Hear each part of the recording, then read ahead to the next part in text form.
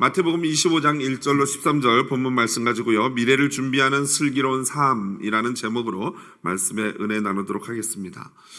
이 가운데 계신 분들 중에 한국에서 이렇게 초등학교를 나오신 분들 가운데는 개미와 배짱이 이야기를 모르시는 분은 안 계시리라 생각합니다.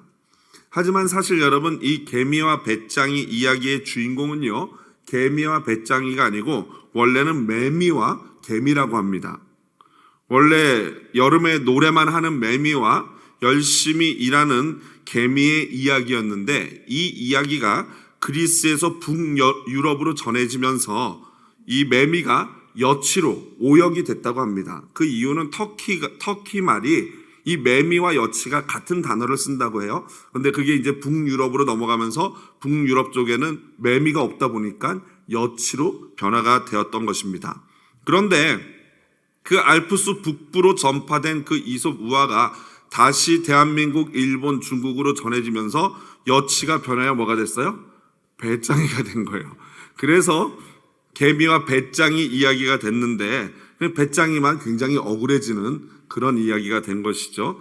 여러분, 이 개미와 배짱이 이야기는 너무나 잘 알지 않습니까? 여름 내내 배짱이는 노래만 부르면서 배 퉁퉁 두들기면서 놀다가 먹을 거 없는 겨울이 되어서 개미들에게 도움을 요청하고 개미들이 그를 잘 따뜻하게 맞이해줬다라는 그런 내용 아니겠습니까?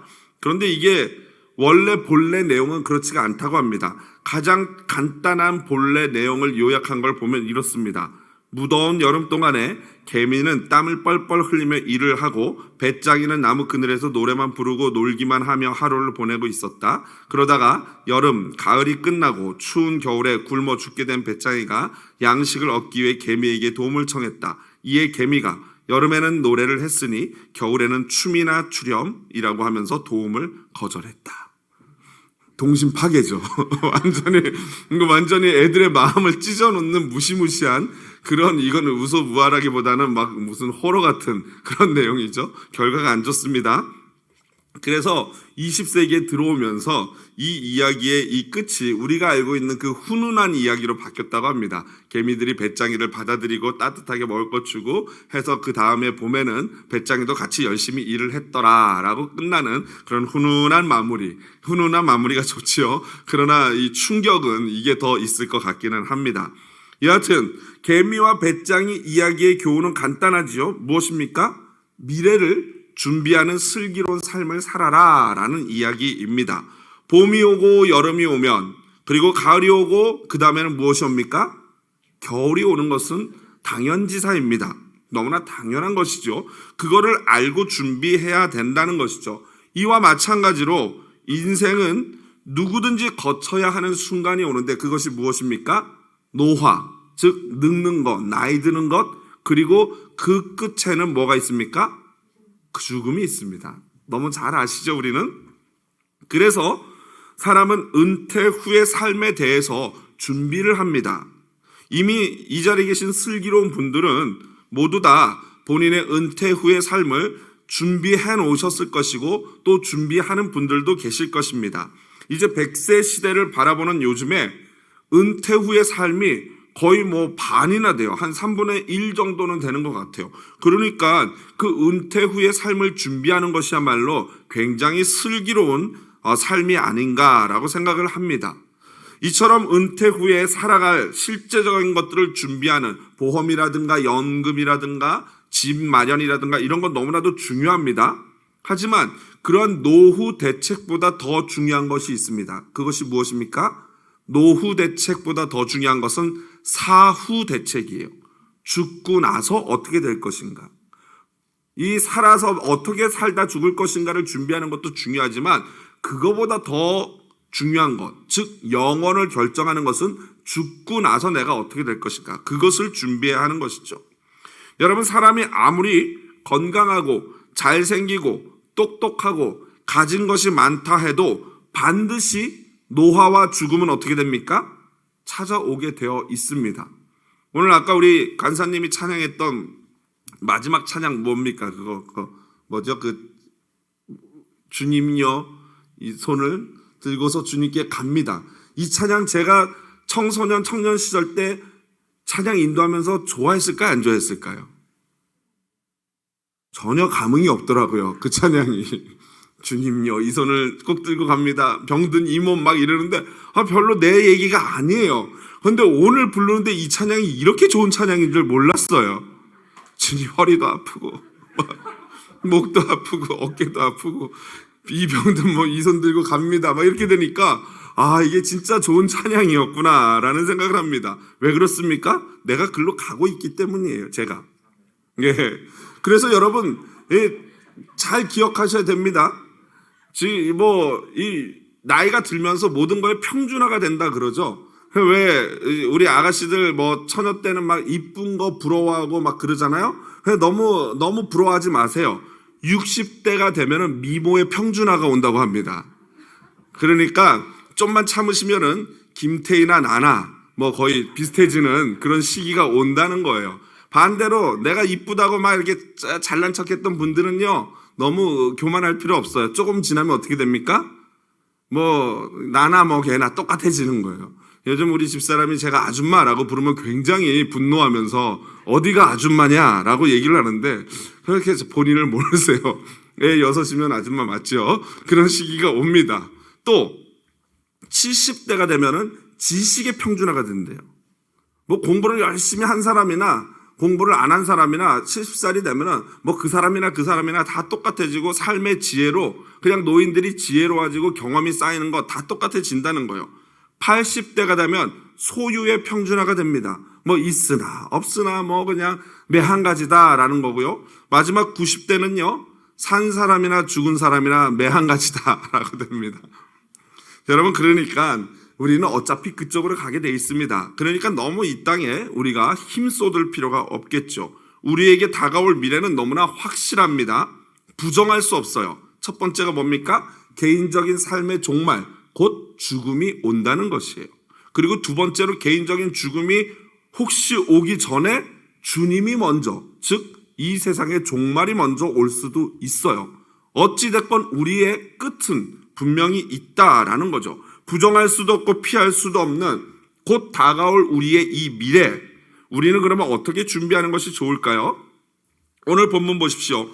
25장 13절 맨 마지막 절은 이렇게 되어 있습니다. 그런즉 깨어있으라 너희는 그날과 그때를 알지 못하느니라. 이것과 24장 36절 한번 보십시오. 그러나 그날과 그때는 아무도 모르나니 거의 비슷합니다.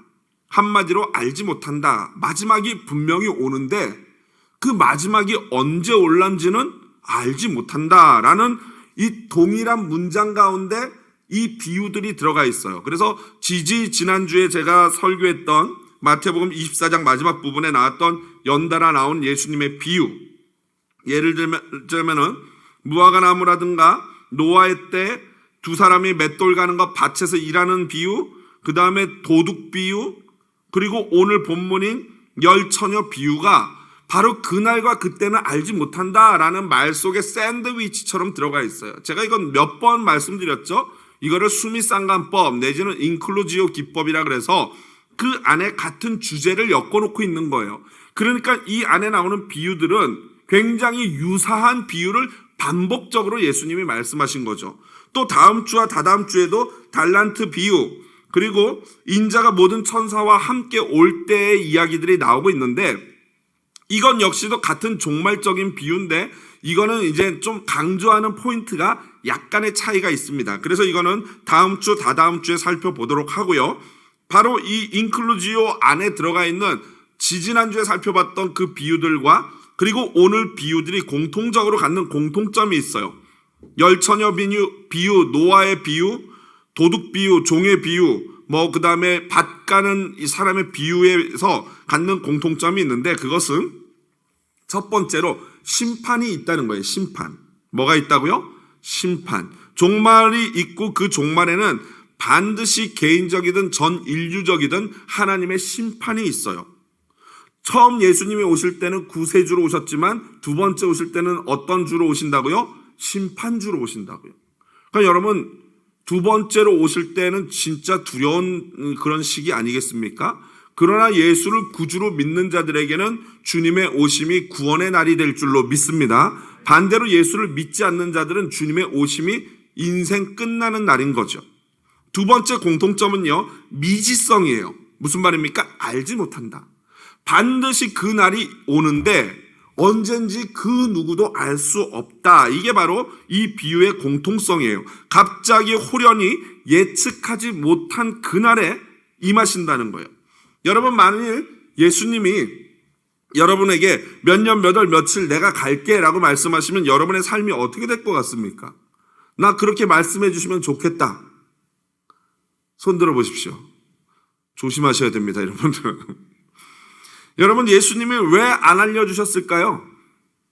그 나를 알게 되면 몇 가지 이런 삶의 형태들이 나타나는데, 첫 번째로는 방종이겠죠. 90 몇 년 이렇게 예수님 오신다 그러면 어떡하겠어요? 너무 머네요, 그거는. 다시. 50년쯤에 예수님 오신다 그러면 여러분 어떡하시겠어요? 여기 계신 분들은 그거와 상관없이 열심히 예수님 믿으리라 믿습니다. 믿습니다. 아멘. 그런데 혹자들은 이런 자들이 있죠. 예수님 2050년 1월 1일 날 오신다고? 할렐루야. 아직도 몇십 년 남았네? 막 놀고 싶은 대로 살고 싶은 대로 막 사는 거예요. 그리고 나서 2049년 12월 한 달 동안 뭐 합니까? 그렇죠. 금식기도 하는 거죠. 오랜만에 크리스마스 예배도 나가고 금식기도 하면서 깨끗이 내 몸과 마음을 주님 맞을 준비하자. 이렇기 때문에 안 알려주시는 거죠. 또는 예수님이 만약 한 달 뒤에 올게 라고 우리에게 알려주시면 여러분은 한 달 어떻게 사실 것 같아요? 그렇죠. 직장 나가실 분 계십니까? 우리 청년들. 한 달 뒤에 예수님 오신대요. 월급은 첫째 날 1일 날 받았어요. 오늘. 어떡하실 거예요? 스피노자는 그런 말을 했죠. 비록 내일 지구에 종말이 온다 해도 나는 뭐 하겠다? 한 그루의 사과나무를 심겠다. 말은 진짜 멋있어요. 그런데 실제로 그렇게 할 사람은 거의 없는 거죠. 실제로 한 달 뒤에 예수님 오신다. 이미 월급 받았다. 그러면 구태여 내가 나가서 일할 이유가 뭐나? 그렇게 되면서 삶을 포기하는 그런 사람들이 속출할 것이다 라는 것이죠. 그러므로 예수님께서 이것을 비밀에 붙여두는 거예요. 언제 올지 모르지만 반드시 오는데 그건 언제 올지 모른다. 이거 사람 힘든 거 아니겠습니까? 그러므로 어떻게 해야 돼요? 그렇죠. 늘 깨어 있으라. 바로 그 긴장, 텐션을 주시기 위해서 그러는 거죠. 자, 그렇다면은 오늘 본문을 보면서 우리는 이 열 처녀의 비유에서 드러나는 열 처녀의 비유만의 어떤 교훈과 특징에 대해서 살펴보고, 동시에 이 열 처녀의 비유를 통해서 우리가 어떻게 종말을 맞이하고 준비해야 할지에 대해서 알아보도록 하겠습니다. 첫 번째로 이 오늘 본문을 보면요, 그때 천국은 마치 등을 들고 신랑을 맞으러 나간 열 처녀와 같다라고 나와 있습니다. 여기서 나오는 그때에라는 시기는요, 바로 마지막 예수님이 오시는 종말의 때를 이야기하고 있습니다. 종말을 기다리는 성도는 마치 신랑을 맞으러 나간 열 처녀와 같다라고 말합니다. 그런데요, 이 비유가 여러분 당시 유대인 문화와의 어떤 실제적인 좀 차이가 있어서 해석을 하는데 어려움이 있습니다. 예를 들어 볼까요? 열 처녀는 어떤 존재입니까? 누굽니까? 신랑의 신부입니까? 신부라고 하기에는 너무 숫자가 많죠. 유대 문화에서 한 2명 정도 되면은 그때는 그럴 수도 있겠다라고 하지만 10명을 한꺼번에 결혼한다. 이거는 좀 뭔가 이상하지 않습니까? 자, 그렇다면은 이 10명은 신부의 들러리일까요? 네, 우리 미국 문화도 보면 들러리들이 이렇게 서지 않습니까? 들러리일까요? 그렇다면은 이 비유에서 주님이 신랑이신데, 그러면 우리 성도와 주님의 관계가 신랑과 신부의 관계가 아니고 신랑과 들러리의 관계더라. 이게 말이 됩니까? 그것도 말이 안 돼요. 그렇다면 도대체 신부는 누구인가? 머리가 아파지죠? 하지만 여러분, 이 비유는 그저 비유로만 생각하시면 될 것 같습니다. 너무 심각하게 생각할 것 없이 가장 기본적인 의미를 생각해 보시면 돼요. 그래서 학자들은요, 이게 굉장히 해석하기 어렵다라고 말하지만 동시에 이구동성으로 이 열 처녀는 바로 신랑 대신 예수 그리스도를 맞이하는 교회다라고 해석하기를 좋아합니다. 그리고 대부분의 학자들은 그거는 맞는 것 같다. 어떤 개인적인 거라기보다는 교회나 아니면 성도들, 예수님을 신랑으로 기다리는 성도들에 대한 비유다라고 보고 있습니다. 여하튼 이 10명의 처녀가 있는데 바로 슬기로운 처녀와 미련한 처녀로 그 두 부류로 나누게 됩니다. 그럼 무슨 말입니까? 이 땅의 교회도 슬기로운 성도들, 슬기로운 교회가 있고 미련한 교회, 미련한 성도들이 있을 수 있다라는 것입니다. 그런데 그 미련하고 슬기로움이 딱 한 가지로 구분이 됩니다. 그건 무엇입니까? 기름을 준비하느냐, 준비하지 않느냐예요. 그렇다면 여기서 중요한 게 무엇이겠습니까? 기름이 무엇인가죠. 기름을 준비하는 자는 슬기로운 처녀고 기름을 준비하지 않는 자는 미련한 처녀가 되는데, 미련한 성도, 미련한 교회가 되는데, 그렇다면 도대체 기름은 무엇인가? 이건 역시도 쉽지 않습니다. 여러 가지 의견이 있어요. 성령이다, 믿음이다. 보통 이 성경에서 기름하면은 주로 성령 아니겠습니까? 그렇기 때문에 굉장히 일리가 있는 해석이고 대충 맞아 보입니다. 한마디로 등불이라는 것은 외형적인 것, 즉 예배하는 모습이라든가 기도하는 모습, 눈으로 보여지는 어떤 성도들의 행동이라면은 바로 기름은 그러한 외적으로 드러나는 행동을 하게 하는 내적인 어떤 힘이 되는 거죠. 그래서 그게 믿음일 수 있고 성령에 충만한 곧 성령일 수 있다라는 것입니다. 한마디로 신앙이 외적으로 보여지는 흉내내는 신앙이, 그러니까 기름 없는 등불만 가진 미련한 처녀들은 성령 충만 없이 또는 믿음 없이 그저 눈으로 보여지는 외적인 신앙은 있는 그러한 성도, 그러한 교회를 가리키는 것입니다. 그저 한마디로 교회에 발만 들여놓는 썬데이 크리스천 같은 자들이죠. 그러한 자들을 슬기롭지 못한 미련한 처녀다라고 할 수 있어요. 그러니까 적어도 예수 그리스도 믿으면서 금요 기도에 나와서 이렇게 늦은 밤 피곤한 주말에 불타는 금요일을 보낼 수 있음에도 불구하고 청년들이 저렇게 많이 나와서 기도하고 하는 이 모습은 결코 외형적인 그저 등불만 있는 신앙은 아니겠지요. 당연히 여기 있는 성도님들은 외적인 예배하는 모습뿐만 아니라 실제로 내 안에 믿음과 성령이 충만한 성도요 교회인 줄로 믿습니다. 맞습니다. 확실하십시오. 신앙생활은요, 나의 의지로 하는 게 아니에요. 여러분이 지금 이 자리에 온 게 내 의지로 온 것 같지만 어떻게 오시게 됐습니까? 그렇습니다. 성령의 은혜로 여러분이 끊임없이 성령의 기름의 공급을 받아 이 자리에 와서 등불을 밝히고 있는 거예요. 예수 믿는 것도 똑같습니다. 나의 의지로 예수 믿는 자들은 단연코 결코 한 명도 없습니다. 성경이 말하기를 성령이 아니고서는 예수를 주라 시인할 자가 없다 그랬어요. 무슨 말이에요? 예수 믿는 척은 할 수 있을지 몰라도, 교회 주일마다 그냥 성경 들고 나오는 척은 할 수 있을지 몰라도 진짜 진심으로 예수가 나의 구세주입니다라는 고백은 성령 없이는, 즉 기름 없이는 못한다라는 거예요. 두 번째로 5절에 보면요, 어떤 일이 벌어지냐면요, 신랑이 더디옴으로 다 졸며 잘세라고 나와요.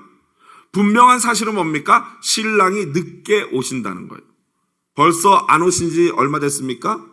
오시겠다고 해놓고 2000년이 지나도록 안 오고 계세요. 늦어도 보통 늦게 오시는 게 아니죠. 그러나 주께는 하루가 1000년 같고 1000년이 하루 같으니까 며칠 지난 거예요? 이틀 지났네요. 2000년 지나셨으니까. 이틀밖에 안 됐어. 좀만 기다려. 이거죠. 왜 예수님이 더디 오시냐? 가능하면 많은 성도들을 구원하시려고 아니겠습니까? 땅끝까지 복음이 전해져야지만 그때 예수님이 오신다 그랬으니까 아직도 미전도 종족, 그리고 심지어 복음이 처음 시작됐던 예루살렘 역시도 복음의 불모지 아니겠습니까? 그러니까 아직은 조금 복음이 각 나라로 미전도 종족으로 더 나가야 됩니다. 그러니까 여러분, 예수님 빨리 오시기를 원하면 어떻게 하면 됩니까? 그렇죠. 왜 말씀은 안 하세요? 빨리 오시길 원하면 나가서 엄청 막 전도하면 돼요. 그럼 예수님 빨리 오시는 거예요. 안 오신 지가 2000년이 됐어요. 그러니까 교회가 어떻습니까? 모두 졸기 직전입니다. 여기서 중요한 포인트는 뭐예요? 신랑이 더디옴으로 미련한 처녀들은 졸았더라 라고 돼 있습니까? 어떻게 돼 있습니까? 신랑이 더디옴으로 다 할렐루야. 교회 와서 조셔도 할렐루야. 조셔도 교회 와서 조시기를 바랍니다. 졸며 잘새 와서 코 골고 주무셔도 돼요. 왜 그렇습니까? 아니 이게 이 예수님이 더디옴으로 말미암아 교회들의 모든 어려움과 교회들이 점점 이렇게 예전에 중세 시대 막 뻗쳐나가다가 좀 약간 이렇게 그래프가 떨어지지 않습니까? 그런 시기가 온다라는 거예요. 한마디로 졸고 안 졸고는 믿음의 척도나 구원의 기준이 될 수 없다는 사실에 우리가 큰 위로와 감사를 느낍니다. 여러분, 교회 사람의 성도, 개인도 마찬가지고 교회도 마찬가지고 업앤다운이 있을 수 있어요, 없어요? 있을 수 있다라는 거예요. 얼마든지 그럴 수 있다. 재림이 예수님 오심이 늦어짐으로 말미암아 얼마든지 교회가 어려움을 겪고 어떤 성도는 주춤거릴 수 있다라는 거예요. 그래서 여러분 마태복음 24장 22절 우리가 몇 달 전에 봤던 본문이겠죠. 마태복음 24장 22절 보면 한번 같이 읽어볼까요? 그 날들을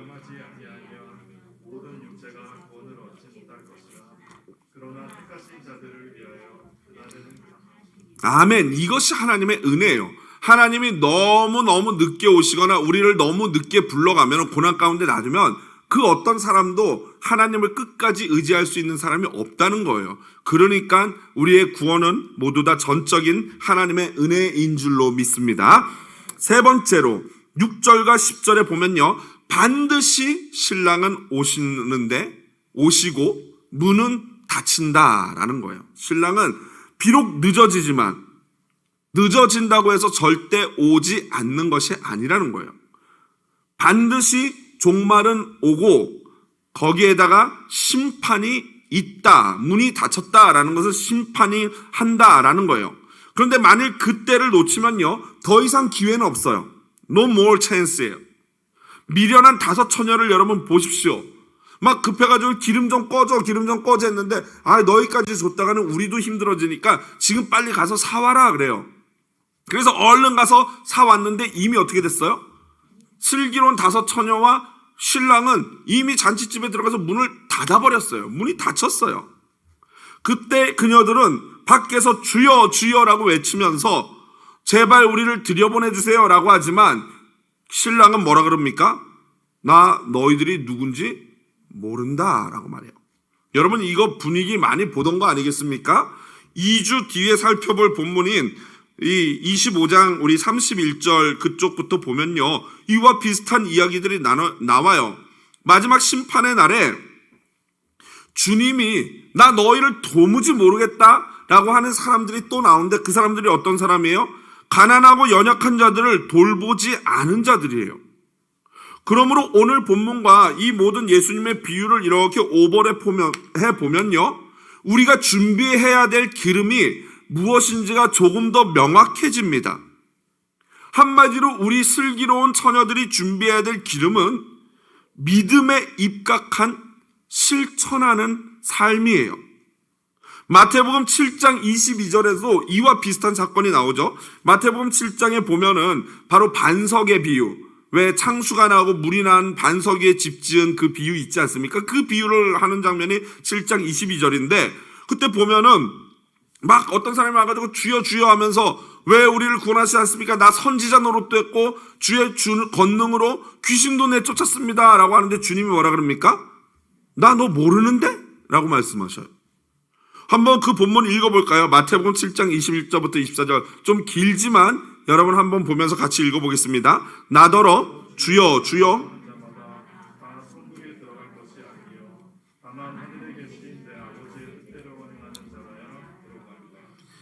그날에 많은 사람이 나더러 이르되 주여 주여 우리가 주의 이름으로 선지자 노릇하며 주의 이름으로 귀신을 쫓아내며 주의 이름으로 많은 권능을 행하지 아니하였나이까 하리니 그때 내가 그들에게 밝히 말하되 내가 너희를 도무지 알지 못하니 불법을 행하는 자들아 내게서 떠나가라 하리라. 그러므로 누구든지 나의 이 말을 듣고 행하는 자는 그 집을 반석 위에 지은 지혜로운 사람 같으리니.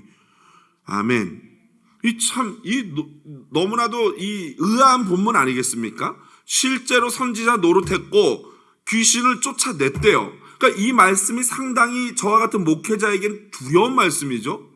그러니까 드러나는 어떤 현상으로 저 사람이 믿음이 있구나, 저 사람이 구원받았구나를 쉽게 판단하기가 두려워지는 본문인 것입니다. 그러면 이 도대체 그러한 자들의 문제가 무엇인가? 오늘 이 본문을 보니까 그러한 사람들의 문제가 뭐냐면 마지막 절에 보니까 그러므로 누구든지 나의 이 말을 듣고 행하는 자, 이게 키워드 아니겠습니까? 그렇게 선지자 노릇하고 귀신을 쫓아내는 그런 일들을 한 사람들의 문제가 뭐예요? 둘 중에 하나죠. 나의 이 말을 듣고 행하는 이 두 가지 중에 하나가 뭐예요? 틀렸다는 거죠. 행함이 제대로 없었던지 아니면 말씀을 제대로 듣고 한 게 아니라 자기를 드러내기 위해서 그런 식으로 했다는 거죠. 둘 중에 하나겠죠. 그 행하는 것도 선지자 노릇만 하고 귀신만 쫓아내는 그런 것만 하고 실제로 하나님의 말씀대로 연약한 자들을 돌보는 그러한 일들은 하지 않은 그러한 삶일 가능성이 높습니다. 그러니까 하나님의 말씀을 듣고 그 말씀의 일부분이 아니라 그 말씀의 전부를 믿음으로 행하는 자, 그 자가 바로 말씀이라는 반석 위에 집을 짓는 거다라는 거예요. 그게 바로 또 오늘 본문과도 연결이 되는 기름인 것이죠. 종합해 보면은 그러니까 기름은 성령 충만한 믿음의 선한 행위가 되는 것입니다. 한마디로 진짜 믿음은 믿음과 실천이 같이 가는 거죠. 이제 마지막으로 그렇다면 우리는 어떻게 신랑 맞을 준비를 해야 할까요? 첫 번째로 슬기로움입니다. 슬기로운 자들은요, 이 땅에 보물을 쌓지 않고 하나님께 보물을 쌓는 자들입니다. 그 중에 가장 확실한 방법은 선행이에요. 지난주 우리의 이 큐티였던 디모데전서 보면요, 6장 17절부터 19절에 이런 말씀이 있죠. 같이 한번 읽어볼까요? 큰 목소리로. 내가 이 세대에서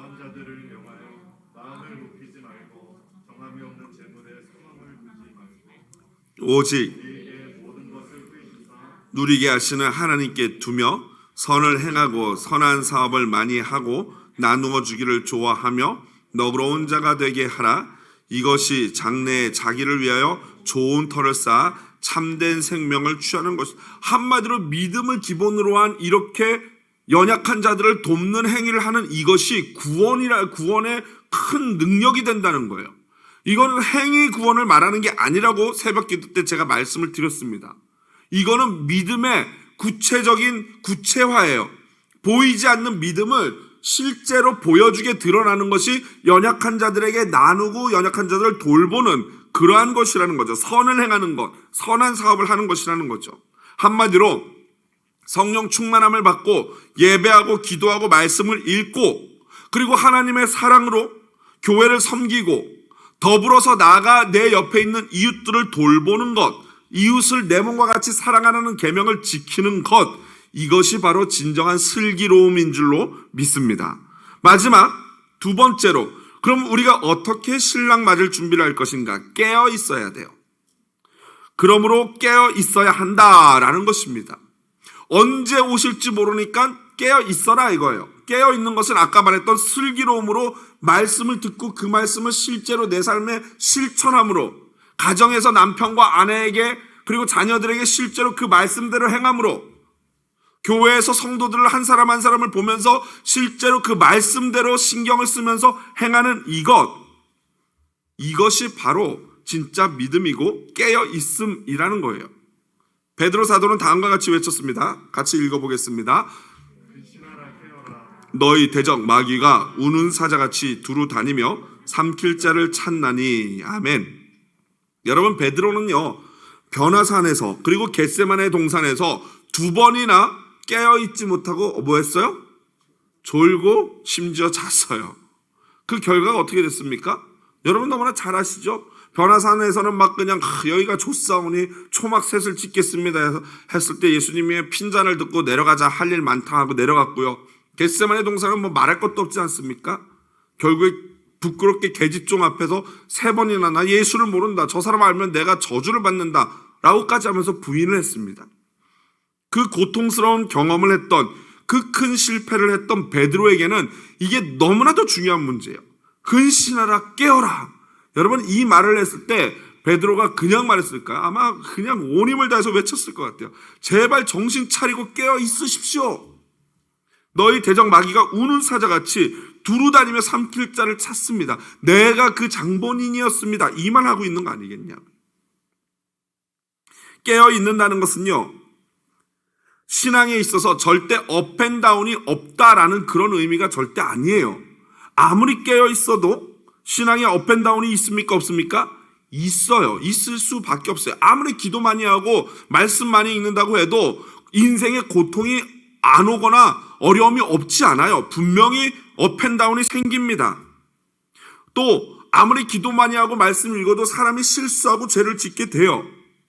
그러니까 이 깨어 있는다는 것은 전혀 실수하지 않고 잘못하지 않고 늘 그냥 막 고공에서 막 날아다니는 그게 아니라, 깨어 있는다는 것은 내가 깨어 있어서 조심하고 잘하지만 무엇인가 내가 실수하고 잘못했을 때 그것을 정확히 알고 그것을 빨리 캐치하는 거예요.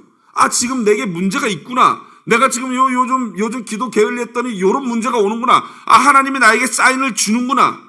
이거를 캐치하는 사람이 깨어있는 사람인 줄로 믿습니다. 그런데 막 졸며 자는 사람은 어때요? 몰라요. 무슨 일이 내 안에 막 벌어졌대요.